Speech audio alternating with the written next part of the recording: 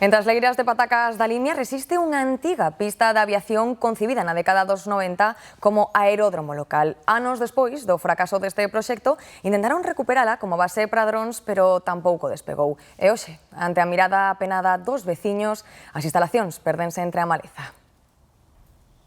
32 anos pasaron xa desde o voo inaugural no aeródromo de Trasmiras, un voo accidentado que deixou o daquel alcalde ferido. Eu ali non estaba, pero contaron que tiveron que pasaran a pista por outro lado. Aínda houbo máis voos antes da traxedia que puxo fin ao experimento. O piloto faleceu e a pista entrou en desuso ata quedar abandonada. Eu que sei, tería 15 anos cando a fixeron e funcionaba moi ben, pero despois houve un accidente.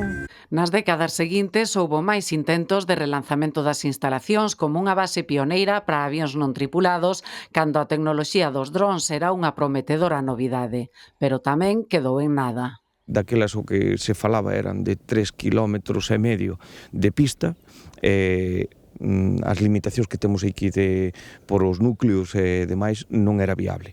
Os terreos foran cedidos polos veciños de Vilaseca, a aldea onde se fixeron as obras. A cambio, construíronlles unhas piscinas e unha área recreativa aínda en uso, pero os veciños lamentan o estado de abandono da pista que tanto os fixo soñar. Marcharon de aquí e deixaronse aquí sin campo de aviación, que teamos aquí para poder ir a trobar eso a calquera sitio. Ou podíamos ir a Madrid nos avionetos.